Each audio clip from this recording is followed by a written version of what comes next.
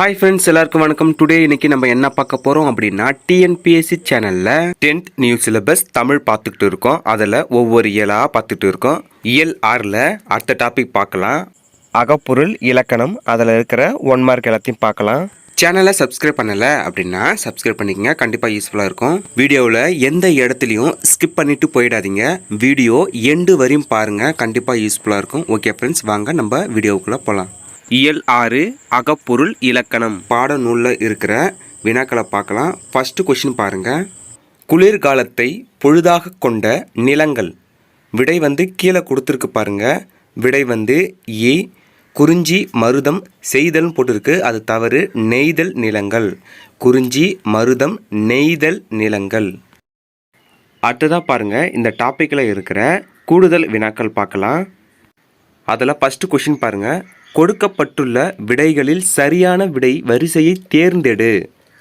விடை பாருங்க. விடை இ 3 5 1 2 4. ஃபஸ்ட்டு பாருங்க. குறிஞ்சி அப்படின்னா சிறுகுடி. குறிஞ்சி அப்படின்னா சிறுகுடி. அடுத்ததாக ரெண்டாவது பாருங்க. முல்லை அப்படின்னா பாடி சேரி. முல்லை அப்படின்னா பாடி சேரி. மருதம் அப்படின்னா பேரூர் மூதூர். மருதம் அப்படின்னா பேரூர் மூதூர். நெய்தல் அப்படின்னா பட்டினம் பாக்கம். நெய்தல் அப்படின்னா பட்டினம் பாக்கம். லாஸ்ட்டாக பாருங்க, அஞ்சாவது. பாலை அப்படின்னா குறும்பு. பாலை அப்படின்னா குறும்பு. அடுத்ததாக பாருங்க, ரெண்டாவது கொஷின் பார்க்கலாம். ரெண்டாவது கொஷினும் பொறுத்துக்க தான். பொருத்தமான விடையை கண்டறிக அப்படின்னு கேட்டிருக்காங்க. விடை பாருங்க. விடை ஆ 4 3 2 5 1. ஃபஸ்ட்டு பாருங்கள். குறிஞ்சி அப்படின்னா அருவி நீர் சுனை நீர். அடுத்ததாக பாருங்கள். முல்லை அப்படின்னா காட்டாறு. மருதம் அப்படின்னா மனைக்கிணறு பொய்கை. அடுத்ததாக பாருங்கள். நெய்தல் அப்படின்னா மணற்கிணறு உவர்கழி. அடுத்ததாக பாருங்கள். பாலை அப்படின்னா பாலை அப்படின்னா வற்றிய சுனை கிணறு. தேர்வுக்கு தயாராகும் அனைத்து நண்பர்களுக்கும் ஒரு விஷயம் கவனத்திற்கு. என்னென்னா, வீடியோவில் சின்ன சின்ன கேப் வருதுன்னா அந்த இடத்த ஸ்கிப் பண்ணிவிட்டு வேறு கொஷின் பார்க்க போயிடாதீங்க. இருக்கிற கொஷினை நல்லா தெளிவாக படிச்சுட்டு அடுத்த கொஷின் போங்க. அதனால தான் சின்ன சின்ன கேப் விட்றேன். அந்த இடத்த ஸ்கிப் பண்ணிவிட்டு போயிடாதீங்க நண்பர்களே. உங்கள் யூஸுக்கு தான் சொல்கிறேன். ஓகே, நெக்ஸ்ட் கொஷின் பார்க்கலாம். அடுத்ததாக மூணாவது கொஷின் பாருங்கள். பொருந்தாத இணையை கண்டறிக அப்படின்னு கேட்டுக்கிறாங்க. பொருந்தாத இணையை கண்டறிக. விடை பாருங்க. விடை இ நெய்தல் அப்படின்னு கொடுத்துருக்காங்க. அது திணை. அதுதான் தவறான இணை. பொருந்தாத இணை.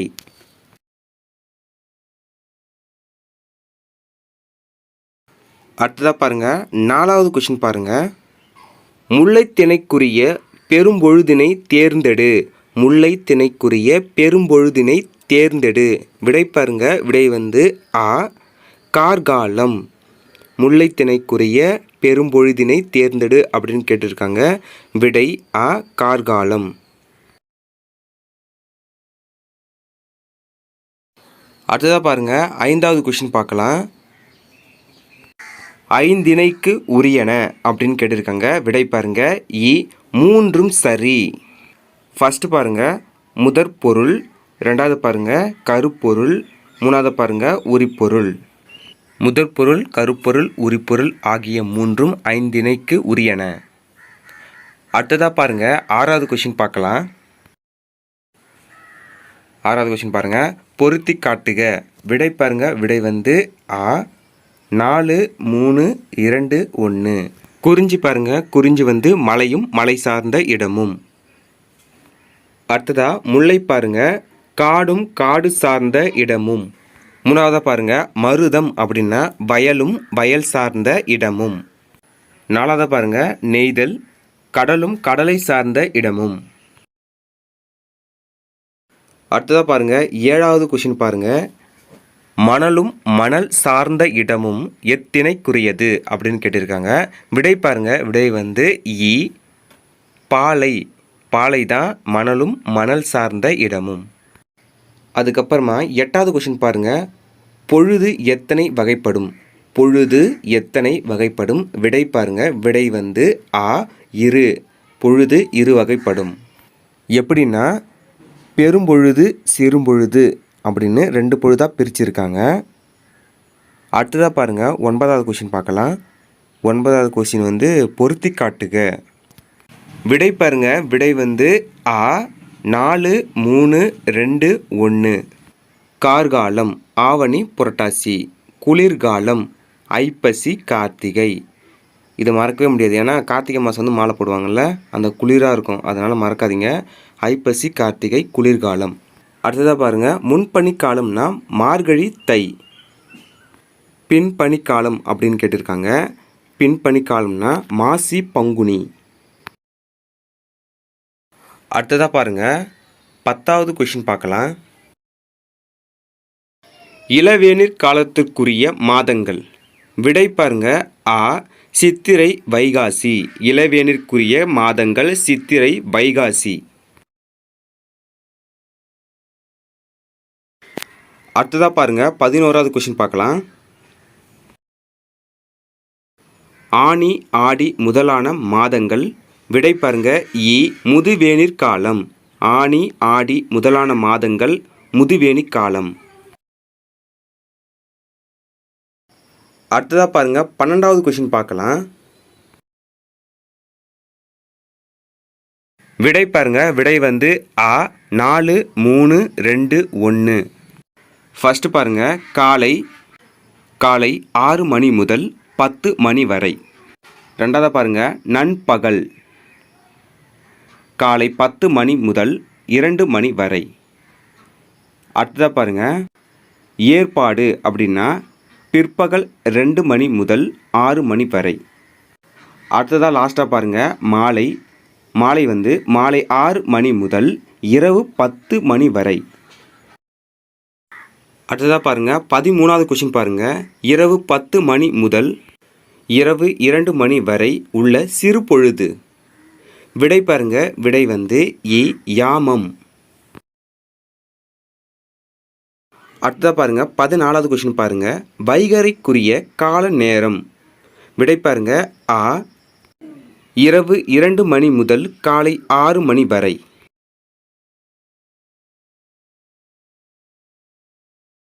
அடுத்ததாக பாருங்க 15வது கொஷின் பார்க்கலாம். பொருத்தி காட்டுக 15வது கொஷினு. விடை பாருங்க, விடை வந்து ஆ 2 1 4 3. குறிஞ்சி அப்படின்னா குளிர்காலம் முன்பனிக்காலம். இரண்டாவது பாருங்க முல்லை அப்படின்னா கார்காலம். முல்லை அப்படின்னா கார்காலம். மூணாவதாக பாருங்க மருதம் நெய்தல் அப்படின்னா 6 பெரும்பொழுதுகள். அடுத்ததாக பாருங்க பாலை அப்படின்னா இளவேனில் முதுவேனில் பின்பனி.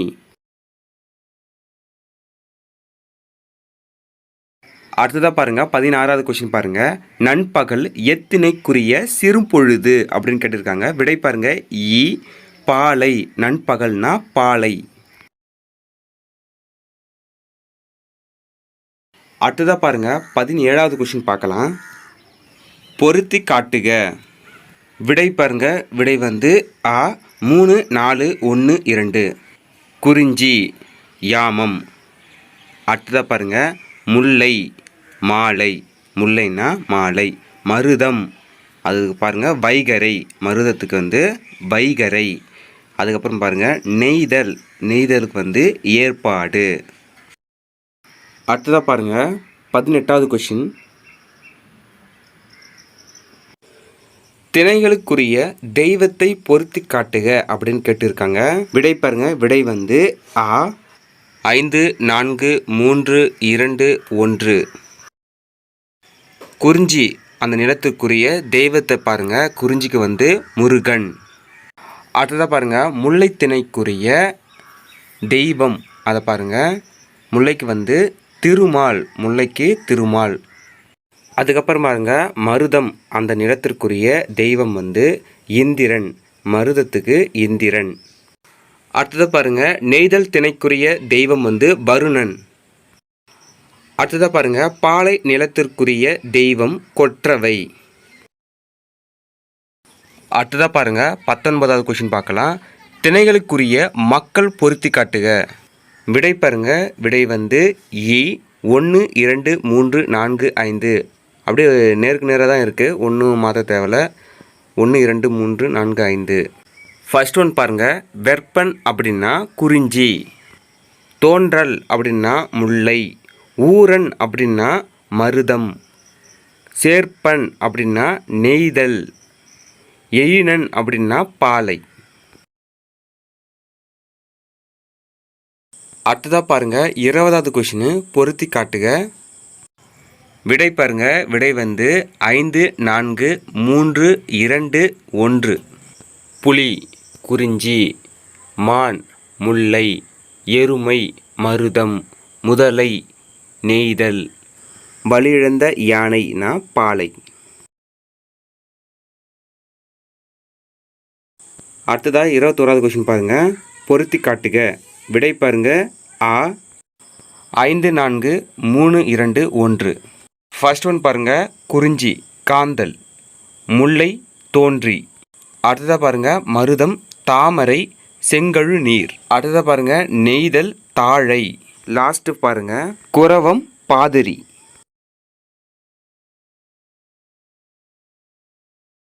அடுத்ததாக பாருங்க. 22வது கொஸ்டின் பாருங்க. பொருத்தி காட்டுக. விடை பாருங்க. விடை வந்து ஆ 1 2 3 4 5. ஃபர்ஸ்ட் ஒன் பாருங்க.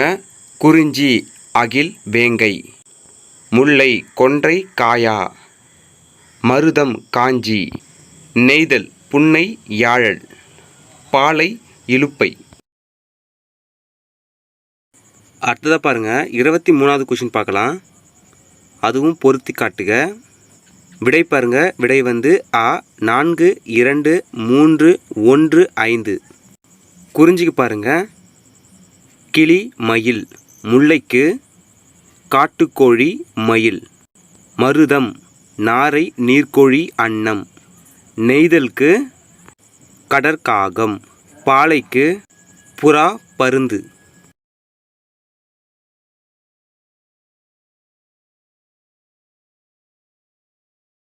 அடுத்ததாக 24வது கொஸ்டின் பாருங்க. வளரியாழ் எத்திணைக்கு உரியது. விடை பாருங்க. விடை வந்து இ நெய்தல். அடுத்ததாக 25வது கேள்வி பாருங்க. பொருத்தி காட்டுக. விடை பாருங்க. விடை வந்து ஆ 5 4 3 2 1. குறிஞ்சி தோண்டகம், முல்லை ஏறுகோட்பறை. அடுத்ததாக பாருங்க. மருதம் மணமுழா, நெய்தல் அதுக்கு பாருங்க மீன் கோட்பறை, பாலை அதுக்கு பாருங்க துடி.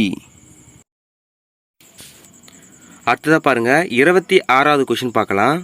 செவ்வழியப்பன் பஞ்சசுரப்பன் முதலியனவற்றுக்குரிய திணைகள் முறையே. விடை பாருங்க. விடை வந்து ஆ நெய்தல் பாலை. இந்த டாப்பிக்கில் இருக்க 1 மார்க்கு இதை விட முடியுது.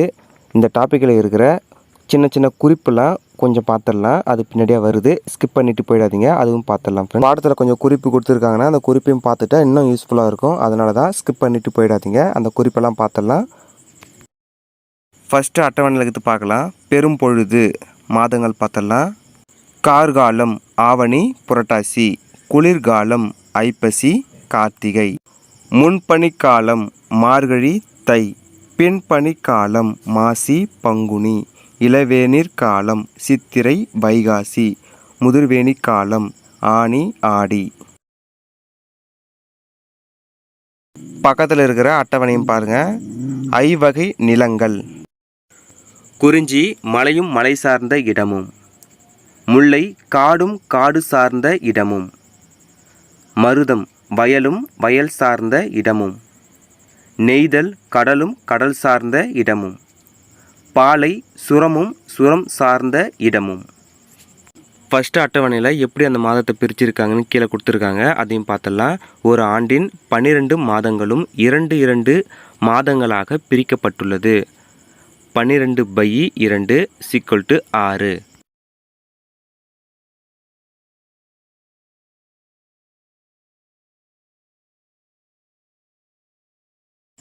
சிறு பொழுது நேரம் பார்க்கலாம். காலை காலை 6 மணி முதல் காலை 10 மணி வரை. நண்பகல் காலை 10 மணி முதல் பிற்பகல் 2 மணி வரை.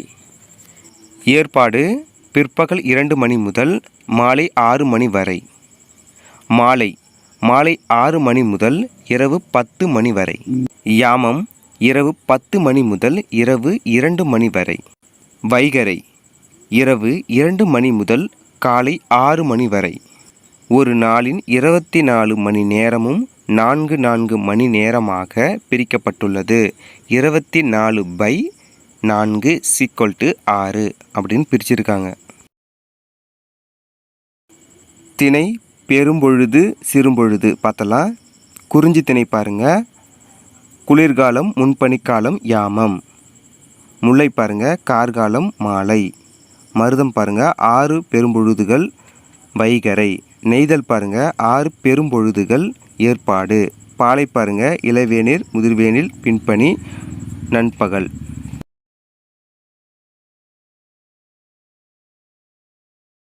அடுத்ததாக பாருங்க கலைச்சொல் அறிவோம், அதெல்லாம் சும்மா பார்த்துக்குங்க. அதுக்கப்புறம் கீழே பாருங்க அறிவை விரிவிசை. இது ஒரு சின்ன சின்ன இன்ஸ் மாதிரி தான், இதை மறக்கக்கூடாது. தேன்மழை அப்படின்னா சுரதா, தேன்மழை அப்படின்னு கேட்டாங்கன்னா சுரதா. திருக்குறள் நீதி இலக்கியம் அப்படின்னு கேட்டாங்கன்னா கா தா திருநாவுக்கரசு. நாட்டார் கலைகள் அப்படின்னா ஆ கா பெருமாள். அடுத்ததாக பாருங்க அகராதியில் காண்க அப்படின்னு கொடுத்துருக்காங்க. தாலாட்டு தாளு பிள்ளை கவியுறுப்பில் 1 நாக்கு. உழுவை அப்படின்னா ஒருவித மீன். புலி, தும்பிலி. அகவுதல் அப்படின்னா அழைத்தல், ஆடல், கூத்தாடல். எந்தொழில் அப்படின்னா மிக்க அழகு, மிகு வனப்பு. அணிமை அப்படின்னா சமீபம், அருகு, நுட்பம், நுண்மை. இவ்வளோ குறிப்பையும் பார்த்தோம். இவ்வளோ குறிப்பையும் பார்த்தோன்னா உங்களுக்கு அப்படியே குழப்பமாக இருக்கும். இப்போ பாருங்களேன், இதை பார்த்தோன்னா இன்னும் குழப்பமாக இருக்கும். பெரிய அட்டவணை ஒன்று. இந்த அட்டவணை பார்த்தெல்லாம் பயப்பட தேவையில்ல. இந்த அட்டவணையோடைய பிடிஎஃப் லிங்க்கு வந்து கீழே டிஸ்கிரிப்ஷனில் கொடுத்துருக்கேன். போயிட்டு டவுன்லோட் பண்ணிவிட்டு பொறுமையாக உட்காந்து நிதானமாக படித்து பாருங்கள். கண்டிப்பாக யூஸ்ஃபுல்லாக இருக்கும். ஏன்னா இந்த அட்டவணையிலேருந்து தான் கொஷினே கேட்குறாங்க. ஸோ இந்த அட்டவணையை ஒரு டைம் நல்லா படித்து பாருங்கள். பிடிஎஃப் வந்து கீழே இருக்குது, டிஸ்கிரிப்ஷனில் இருக்குது, மறந்துடாதீங்க. டவுன்லோட் பண்ணிட்டு படிங்க. இதோட இந்த டாபிக் முடியுது. அடுத்த டாபிக் புறப்பொருள் இலக்கணம் பாட நூல்களில் இருக்க வினாக்களை பார்க்கலாம். ஃபர்ஸ்ட் கொஷின் பாருங்க. இரு நாட்டு அரசர்களும் தும்பை பூசூடி போரிடுவதன் காரணம். விடை பாருங்க. விடை வந்து கீழே கொடுத்துருக்கு. விடை வந்து இ. வலிமையை நிலைநாட்டல். பாடத்தில் இருக்கிற குறிப்பெல்லாம் வருது, இதெல்லாம் ஸ்கிப் பண்ணிடாதீங்க. எல்லாமே இம்பார்ட்டண்டானது தான். ஸோ எந்த இடத்தையும் ஸ்கிப் பண்ணிவிட்டு கூடுதல் வினாக்கள் பார்க்க போயிடாதீங்க. இதை பார்த்தா தான் அதை படித்தா கொஞ்சம் உங்களுக்கு கிளாரிஃபையாக இருக்கும். ஸோ எந்த இடத்தையும் ஸ்கிப் பண்ணாதீங்க. புறத்திணைகளில் எதிரெதிர் திணைகளை அட்டவணைப்படுத்துக. ஃபர்ஸ்ட் ஒன் பாருங்க. ஆ வெட்சி திணை அப்படின்னா நிறை கவர்தல். கரந்தை திணை அப்படின்னா நிறை மீட்டல். அடுத்ததா ஆ பாருங்க. வஞ்சி திணை அப்படின்னா வஞ்சிப்பூ சூடி போருக்கு செல்லுதல். காஞ்சி திணை அப்படின்னா காஞ்சிப்பூ சூடி எதிர்த்து போரிடல். அடுத்ததா ஈ பாருங்க. நொச்சி திணை அப்படின்னா கோட்டையை காக்க உள்ளிருந்து போரிடுதல். அடுத்ததா உழுங்கை திணை அப்படின்னா கோட்டையை கைப்பற்ற சுற்றி வளைத்தல். அடுத்ததா ஈ பாருங்க. தும்பை திணை அப்படின்னா வலிமையை நிலைநாட்ட களம் குறித்து போரிடுதல். அடுத்ததா பாருங்க. வாகை திணை அப்படின்னா போரில் வெற்றி பெற்றவன் வாகை சூடி மகிழ்தல். அடுத்ததா ஊ பாருங்க. பாடான் திணை அப்படின்னா போரை மட்டும் சொல்லாது மன்னனின் பேராண்மைகளை பாடுவது. அடுத்ததா பாருங்க. பொதுவியல் அப்படின்னா புறத்திணைகளில் பொதுவானவற்றையும் அவற்றுள் கூறப்படாதவற்றையும் கூறுவது. அடுத்ததா ஊ பாருங்க.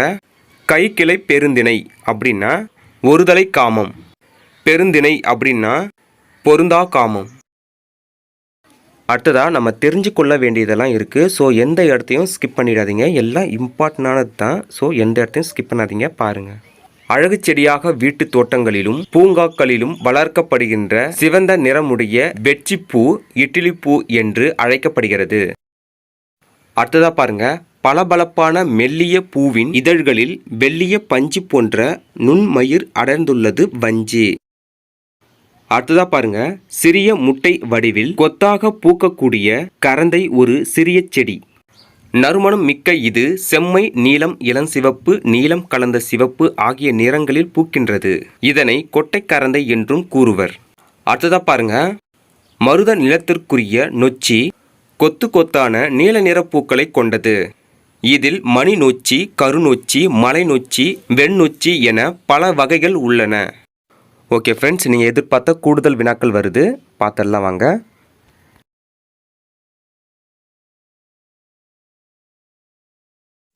கூடுதல் வினாக்களில் ஃபர்ஸ்ட் கொஷின் பாருங்க. புறம் பற்றிய நெறிகளை கூறுவது. விடை பாருங்க, கீழே இருக்கு பாருங்க. விடை வந்து ஆ, புறத்திணை. அடுத்ததாக ரெண்டாவது கொஷின் பாருங்க. புறத்திணைகள் எத்தனை வகைப்படும்? விடை பாருங்க, விடை வந்து இ, 12 வகைப்படும். புறத்திணைகள் எத்தனை வகைப்படும் அப்படின்னு கேட்டாங்கன்னா 12 வகைப்படும். அடுத்ததாக பாருங்க, மூணாவது கொஷின். வெட்சிப்பூ இன்று எவ்வாறு அழைக்கப்படுகிறது? விடை பாருங்க, விடை வந்து ஆ, இட்லி பூ. வீடியோவில் சின்ன சின்ன கேப் வருதுன்னா அந்த இடத்த ஸ்கிப் பண்ணிவிட்டு அடுத்த கொஷின் பார்க்குறதோட இருக்கிற கொஷினை நீ ஒரு டைம் 2 டைம் படிச்சுட்டு அனலைஸ் பண்ணிவிட்டு நல்லா கான்ஃபிடன்ஸ் ஆகிட்டு அதுக்கப்புறம் இன்னொரு கொஷினை பார்த்தா இன்னும் உங்களுக்கு யூஸ்ஃபுல்லாக இருக்கும். அடுத்ததாக பாருங்க, நாலாவது கொஷின் பார்க்கலாம். ஒருதலை காமத்தை குறிக்கும் திணை. விடை பாருங்க, விடை வந்து இ, கைக்கிளை. அடுத்ததா ஐந்தாவது கொஷின் பாருங்க. வாகை என்பது எதை குறிக்கும்?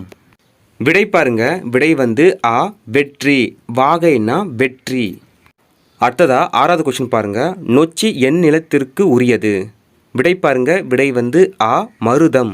நொச்சி என் நிலத்துக்கு உரியது அப்படின்னாலே மருதம் அப்படின்னு ஞாபகம் வச்சுங்க. வயல்வெளியில் அது வளரும். அடுத்ததா ஏழாவது கொஷின் பாருங்க. நொச்சி பூவை சூடி போரிடுவது. விடை பாருங்க, விடை வந்து ஆ, கோட்டையை காக்க. அடுத்ததாக பாருங்க, எட்டாவது கொஷின். பாடான் திணை பிரித்து எழுதுக.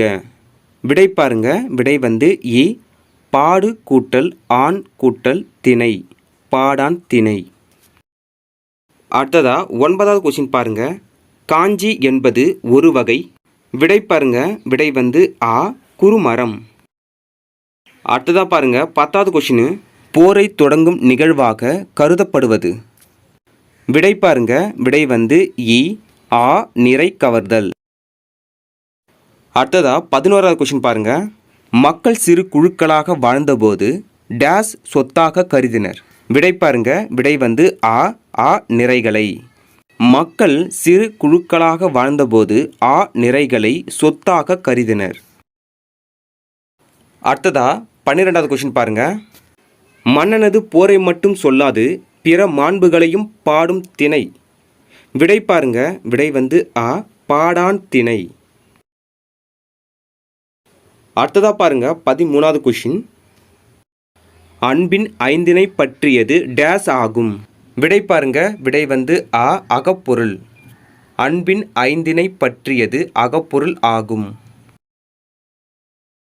அடுத்ததா 14வது கொஷின் பாருங்க. கவர்ந்து சொல்லப்பட்ட ஆ, நிறைகளை மீட்பது. விடை பாருங்க, விடை வந்து இ, கரந்தை. அடுத்ததா பாருங்க 15வது கொஷின் பாருங்க. விடை பாருங்க, விடை வந்து ஆ, 1க்கு இ, 2க்கு ஆ, 3க்கு ஆ, 4க்கு இ. ஃபர்ஸ்ட் ஒன் பாருங்க. வெட்சி திணை அப்படின்னா ஆ, நிறை கவர்தல். அடுத்ததா பாருங்க, கரந்தை திணை அப்படின்னா கவர்ந்து சொல்லப்பட்ட ஆ, நிறை மீட்டல். 3வது பாயிண்ட் பாருங்க. வஞ்சி திணை அப்படின்னா மண்ணாசை கருதி பகை நாட்டை கைப்பற்ற போரிடல். அடுத்ததா பாருங்க, காஞ்சி திணை நாட்டை கைப்பற்ற வந்த மாற்று அரசரோடு எதிர் நின்று போரிடல். அடுத்ததா பாருங்க 16வது கொஷின். பொறுத்துக. விடை பாருங்க, விடை வந்து இ. ஃபர்ஸ்ட் ஒன் பாருங்க. நொச்சி திணை அப்படின்னா கோட்டையை காத்தல் வேண்டி உள்ளிருந்து போரிடல். அடுத்ததா பாருங்க, உழிங்கை திணை. அதுக்கு வந்து கோட்டையை கவர கோட்டையை சுற்றி வளைத்தல். அடுத்ததா 3வது பாருங்க, தும்பை திணை. இரு பெரு வேந்தரும் வீரர்களும் ஒருவரோடு ஒருவர் போரிடுவது. அடுத்ததா பாருங்க 4வது பாருங்க, வாகை திணை அப்படின்னா போரில் வெற்றி. வாகை திணை அப்படின்னா போரில் வெற்றி.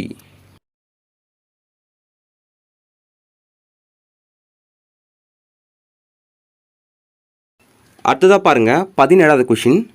பொறுத்துக. விடை பாருங்க, விடை வந்து ஆ. 1க்கு ஆ, 2க்கு ஆ, 3க்கு ஈ, 4க்கு ஈ. ஃபர்ஸ்ட் ஒன் பாருங்க, பாடான் திணை அப்படின்னா ஆளுமையாளரின் கல்வி முதலானவற்றை புகழ்ந்து பாடல்.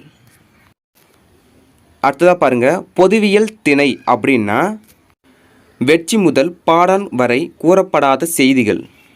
அடுத்ததா பாருங்க, மூணாவது கை கிளை அப்படின்னா ஒருதலை காமம். பெருந்திணை அப்படின்னா பொருந்தாத காமம்.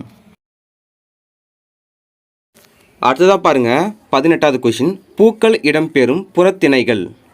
விடை பாருங்க, விடை வந்து ஆ 8. அதுக்கப்புறம் பாருங்க 19வது கொஷின், பூக்கள் இடம்பெறாத புறத்திணைகள். விடை பாருங்க, விடை வந்து இ 4.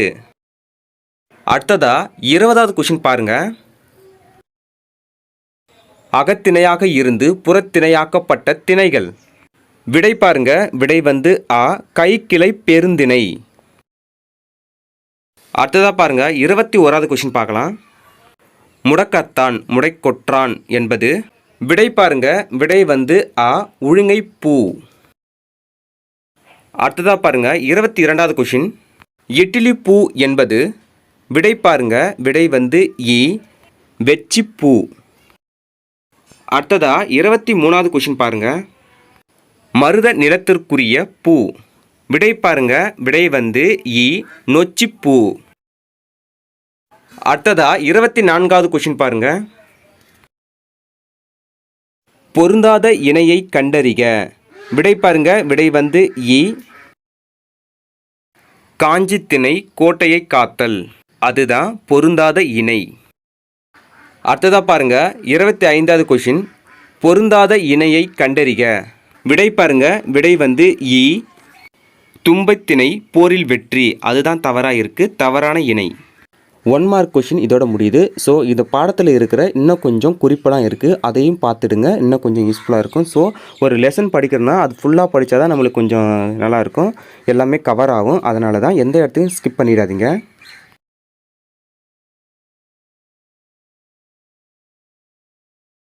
ஃபஸ்ட்டு பாருங்கள், வேலிகளில் ஏறி படரும் நீண்ட கொடியே உழுங்கை கொடி.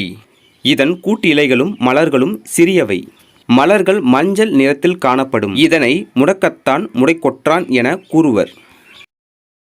அடுத்ததா பாருங்க, எல்லா இடங்களிலும் வளரக்கூடிய தூய வெண்ணிற மலர்களை கொண்ட சிறிய செடி தான் தும்பை செடி, தும்பை. அடுத்ததா பாருங்க, மங்கிய வெண்ணிற நறுமணம் கொண்ட கொத்து கொத்தாக மலரும். அதுதான் வாகைப்பூ. அடுத்ததா பாருங்க, கலைச்சொல் அறிவோம். கன்சுலேட் அப்படின்னா துணை தூதரகம். பேட்டன் அப்படின்னா காப்புரிமை. டாக்குமெண்ட் அப்படின்னா ஆவணம். கைல்டு அப்படின்னா வணிக குழு. இரிகேஷன் அப்படின்னா பாசனம். டெரிட்டரி அப்படின்னா நிலப்பகுதி. அடுத்ததா பாருங்க, அறிவை விரிவிசை அதெல்லாம் கொடுத்துருக்காங்க பாருங்க. அது என்னன்னா அதுவும் ஒரு 1 மார்க்கில் கேட்க அதிக வாய்ப்பு இருக்குது. ஸோ இதுவும் கொஞ்சம் படிச்சுக்குங்க. ஸோ எந்த இடத்தையும் ஸ்கிப் பண்ணிடாதுங்க, இதே முடிஞ்சிடுச்சு, அவ்வளோதான். என் கதை அதோட ஆசிரியர் வந்து நாமக்கல் கவிஞர் வே ராமலிங்கம். வேருக்கு நீர் அந்த நூலோட ஆசிரியர் வந்து ராஜம் கிருஷ்ணன். நாற்காலிக்காரர் அந்த நூலோட ஆசிரியர் வந்து நா முத்துசாமி. அடுத்ததாக பாருங்க, தெரிஞ்சு கொள்ள வேண்டியது தான். அட்டவணை பார்த்தலாம், இதோட முடியுது. தொகை சொற்கள் 800, அது என்னன்னு பார்த்தலாம். நார்த்திசை அது பிரித்தா 4 கூட்டல் திசை. தமிழ் எழுத்துக்கள் பார்ப்போம். 4க்கு வந்து சா வரும், 4க்கு சா. 4 திசைகளை பார்ப்போம், கிழக்கு மேற்கு தெற்கு வடக்கு. அடுத்ததாக பாருங்க, முத்தமிழ் 3 கூட்டல் தமிழ். 3க்கு வந்து ஞா. இயல் தமிழ், இசைத்தமிழ், நாடகத்தமிழ், அதுதான் முத்தமிழ். அடுத்ததாக பாருங்க, இரு திணை அதை பிரித்தா 2 கூட்டல் திணை. 2க்கு பாருங்க தமிழ் எழுத்து வந்து உ. உயர்திணை அக்ரிணை அதுதான் 2 திணை. அடுத்ததாக பாருங்க, முப்பால் 3 கூட்டல் பால். 3க்கு தமிழ் எழுத்து பாருங்க ஞா. அறத்துப்பால், பொருட்பால், இன்பத்துப்பால், அதுதான் 3 பால். அடுத்ததா 5 திணையை பிரித்தா 5 கூட்டல் திணை. 5க்கு வந்து தமிழ் எழுத்து வந்து ரு. குறிஞ்சி, முல்லை, மருதம், நெய்தல், பாலை 5 திணை. அறுசுவை அறு கூட்டல் சுவை. 6க்கு வந்து தமிழ் எழுத்து வந்து கூ வரும். இனிப்பு, புளிப்பு, கார்ப்பு, கசப்பு, உவர்ப்புக்கு வந்து கரிப்புன்னு சொல்லலாம். அதுக்கப்புறமா பாருங்கள் துவர்ப்பு. இந்த அட்டைவணையில் வந்து தமிழ் எண்கள் கொஞ்சமாக தான் இருக்குது. நான் தமிழ் எண்கள் ஃபுல்லாக வந்து அந்த பிடிஎஃப் லிங்க்கு கீழே டிஸ்கிரிப்ஷனில் கொடுக்குறேன். போயிட்டு டவுன்லோட் பண்ணிட்டு ஃபுல்லாக படித்து பாருங்கள். கண்டிப்பாக யூஸ்ஃபுல்லாக இருக்கும். இந்த வீடியோவில் எதனா டவுட் எதனா இருந்தால் கீழே கமெண்ட் பாக்ஸில் கமெண்ட் பண்ணுங்கள். அதுக்கு உண்டான தீர்வை பார்க்கலாம். இந்த வீடியோ உங்களுக்கு யூஸ்ஃபுல்லாக இருந்துச்சுன்னா மற்றவங்களுக்கும் ஷேர் பண்ணுங்கள். அவங்களுக்கும் யூஸ்ஃபுல்லாக இருக்கட்டும். அதுக்கு முன்னாடி நம்ம சேனலை சப்ஸ்கிரைப் பண்ணலை அப்படின்னா சப்ஸ்கிரைப் பண்ணிக்கோங்க. கண்டிப்பாக யூஸ்ஃபுல்லாக இருக்கும்.